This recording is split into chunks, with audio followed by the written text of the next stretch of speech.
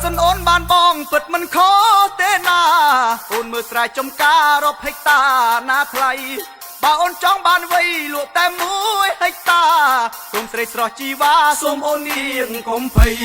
បើសិនអូនបានបងពិតមិនខុសទេណាអូនមើលស្រែចំការរាប់ហិកតាណាថ្លៃបើអូនចង់បានវ័យលក់តែ1ហិកតាសូមស្រីស្រស់ជីវ៉ាសូមអូននាងកុំភ័យកុំឃើញបងអ្នកស្រែថាបងគ្មានដុល្លារអូនគិតខុសហើយណាស្រស់ជីវ៉ាថ្លើមថ្លៃទ្រាំតែបនតិចទៀតដល់ពេលដី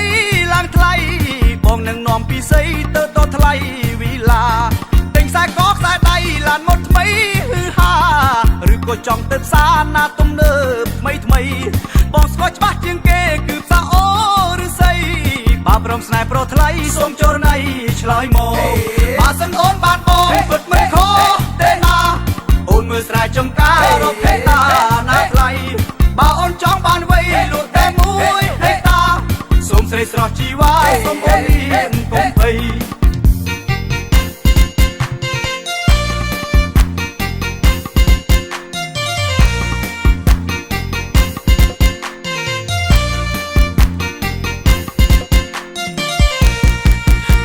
គិតទៅពីលបើអូននៅមិនយល់បងសែនវល់វល់ខ្វល់ពេញនៅក្នុងចិន្តាតើធ្វើមិនទៅបើអូនព្រមវាចាអូនគិតយ៉ាងណាសូមជីវ៉ាអូនកុំគិតយូរថាអូនបានបងសំណាងហើយណាចិត្តស្មោះសុភាពថែមទាំងសងហាមានពេជ្រមិនខ្វះរួមទាំងដុល្លារចង់បានពេលណាបងលក់ស្រែ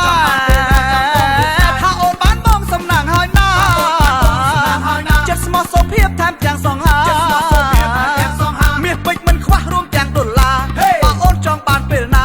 បងលក់តែ1ហិកតាចាំបងលក់តែ1ហិកតាបើសិនអូនបានបងពិតមិនខុសទេណាអូនមើលស្រែចំការរាប់ហិកតាណាថ្លៃ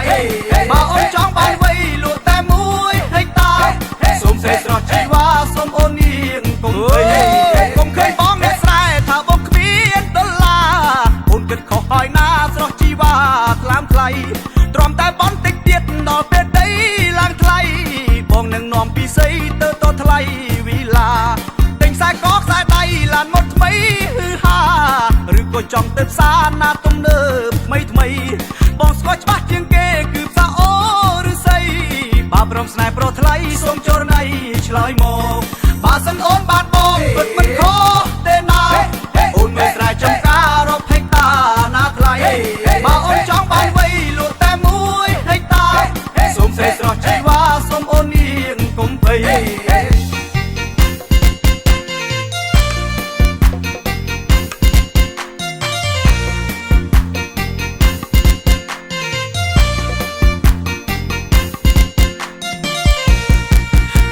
គិតទៅពីលបើអូននៅមិនយល់បងសែនវល់វល់ខ្វល់ពេញនៅក្នុងចិន្តាតើធ្វើមិនទៅបើអូនព្រមវាចាអូនគិតយ៉ាងណាសូមជីវ៉ាអូន